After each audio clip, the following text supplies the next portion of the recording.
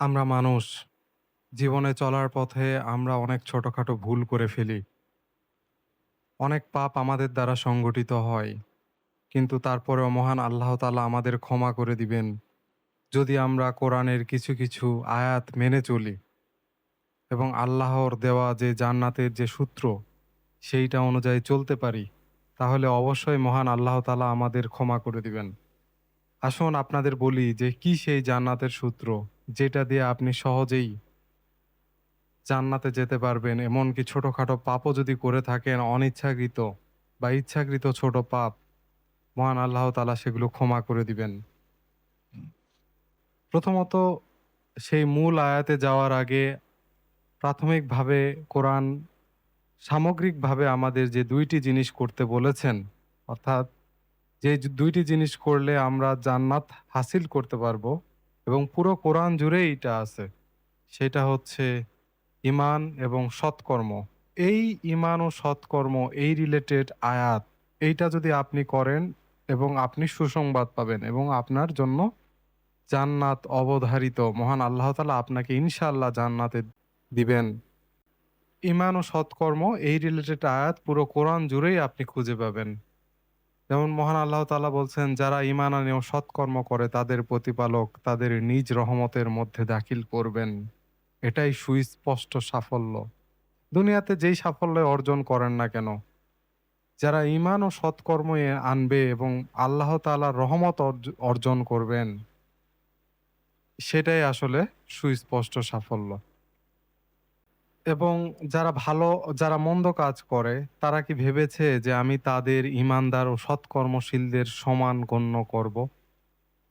অর্থাৎ যারা মন্দ কাজ করবে এবং যারা সৎ কাজ করবে তারা সমান নয়। অবশ্যই মহান আল্লাহ তাআলা যারা মন্দ কাজ করবে তাদেরকে তাদের মন্দ ফয়সালা করবেন। যে সৎকর্ম নিয়ে হাজির হবে তার জন্য আছে তার চেয়ে উত্তম প্রতিদান। আর যে মন্দ কাজ নিয়ে হাজির হবে তার শাস্তি হবে কেবল তারা যা করত সেই অনুপাতেই। অর্থাৎ আপনি যদি সৎকর্ম করেন, মহান আল্লাহ তাআলা এই সৎকর্মের থেকে উত্তম আপনাকে প্রতিদান দিবে। কিন্তু কেউ যদি মন্দ কাজ করে তাহলে শাস্তিও ওই মন্দ কাজের অনুপাতেই হবে। প্রবেশের পথ তাওবা। কেউ যদি তাওবা করে, ঈমান আনে এবং সৎ কাজ করে, আশা করা যায় সে সফল কামদের অন্তর্ভুক্ত হবে। অর্থাৎ আপনি জানে আনজানে কোনো পাপ কাজ যদি করে ফেলেন, মহান আল্লাহ তাআলা সাথে অন্য কাউকে যদি শরিক না করেন, অর্থাৎ কুফরি যদি না করেন, ছোটখাটো পাপ করেন এবং তাওবা করেন, ঈমান আনেন এবং সৎ কাজ করেন, আশা করা যায় আল্লাহ তাআলা আপনার তাওবা কবুল করবেন। অনেকে তাওবা করে সপ্তাহখানিক বা ১ মাস, ২ মাস, বছর খানেকের মধ্যে তার তাওবা সে ভুলে যায়। সে মনে করে আমি তো তাওবা করে ফেলছি, আগের পাপ মনে হয় শেষ হয়ে গেছে।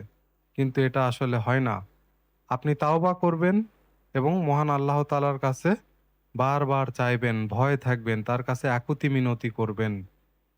কারণ আপনি যদি তাওবা করার পরেও আবার যদি অসৎ কাজ করেন বা মন্দ কাজ করেন, তাহলে সেই ক্ষেত্রে বিশুদ্ধ অন্তর নিয়ে আপনি মহান আল্লাহ তাআলার কাছে যেতে পারবেন না। অর্থাৎ আল্লাহ তাআলা বলেন, সেদিন সম্পদ ও সন্তান কোনো কাজে আসবে না। কেবল সে ছাড়া যে আল্লাহর কাছে আসবে বিশুদ্ধ অন্তর নিয়ে।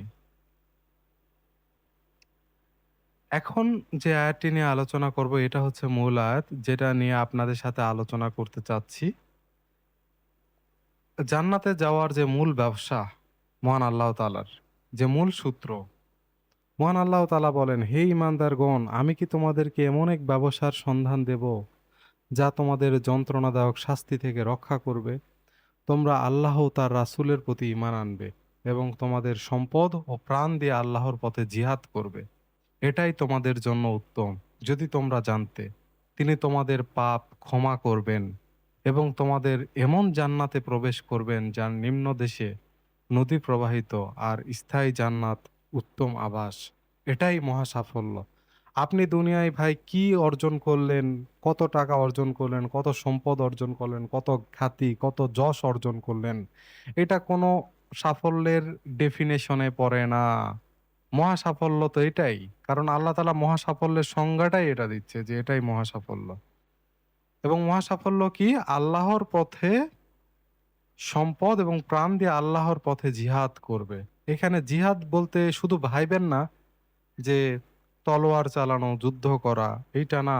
জিহাদ একটা সামগ্রিক বিষয়।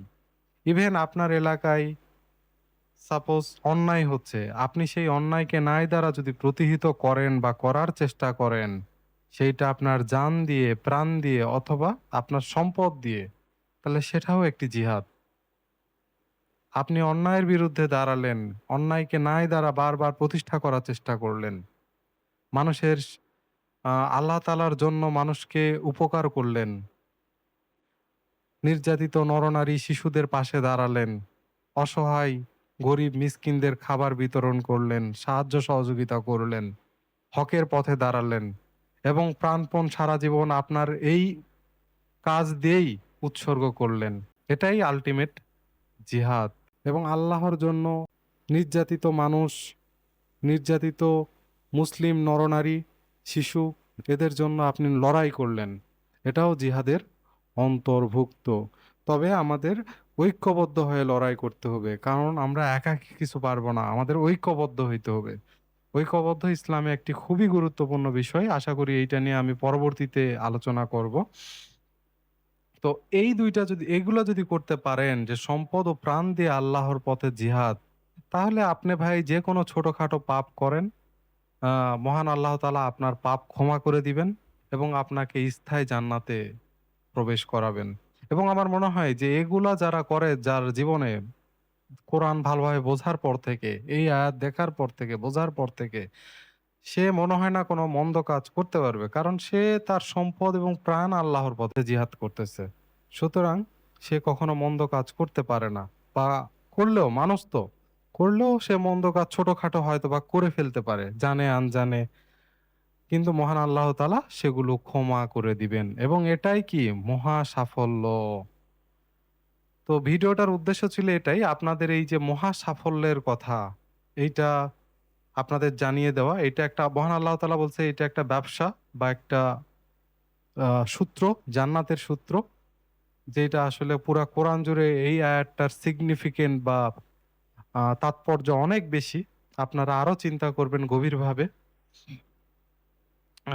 এবং আরো যদি বলা হয়, আর একটা আয়াত দিয়ে আমি শেষ করব। সৎকর্ম, আগে যেটা নিয়ে আলোচনা করেছিলাম, সৎকর্ম এবং ঈমান। তো সৎকর্ম এবং ঈমান এটা জারি থাকুক না কেন, সে অন্য কোনো ধর্মেরই হোক, ইহুদি হোক, খ্রিস্টান হোক বা সাবিঈন হোক, অন্য যে কোনো ধর্মেরই হোক, তার মধ্যে যদি একত্ববাদ থাকে, তার মধ্যে যদি বিশ্বাস থাকে, আল্লাহর প্রতি বিশ্বাস থাকে, শেষ দিবসের প্রতি বিশ্বাস থাকে এবং সে যদি সৎ কাজ করে, অবশ্যই তার জন্য প্রতিদান আছে বা তাদের জন্য প্রতিদান আছে প্রতিপালকের কাছে। এদের কোনো ভয় নাই। আমরা বলি ইহাউদি, নাসারা, খ্রিস্টান, এরা হচ্ছে কাফের, মুরতাদ, এইটা সেইটা, কিন্তু তারা যদি এই তিনটা কাজ করে, আল্লাহ, শেষ দিবসে বিশ্বাস এবং সৎ কাজ, তাদেরও কোনো ভয় নাই, তারা দুঃখিতও হবে না। অর্থাৎ দেখেন ইসলাম কতটুকু উদার, কতটুকু মানুষের জন্য উদার, যে যে কোনো ধর্মের হোক, এই তিনটা কন্ডিশন যার মধ্যে থাকবে তাদের কোনো ভয় নাই। অর্থাৎ আমরা বুঝতে পারলাম যে ঈমান ও সৎকর্ম জান্নাতে যাওয়ার মূল সূত্র। এবং সবচেয়ে বড় যে আয়াত, সবকিছু বাদ দিয়ে শুধু কেউ যদি এইটা ফলো করে, আপনার কোনো কিছুই করতে হবে না, আপনি যদি এইটা ফলো করেন, ইনশাআল্লাহ মহান আল্লাহ তাআলা আপনার সমস্ত পাপ ক্ষমা করে দিবেন এবং আপনাকে স্থায়ী জান্নাতে উত্তম আবাস দান করবেন। এবং এটাই আপনার ইহকাল এবং পরকাল দুটাতেই মহা সাফল্য।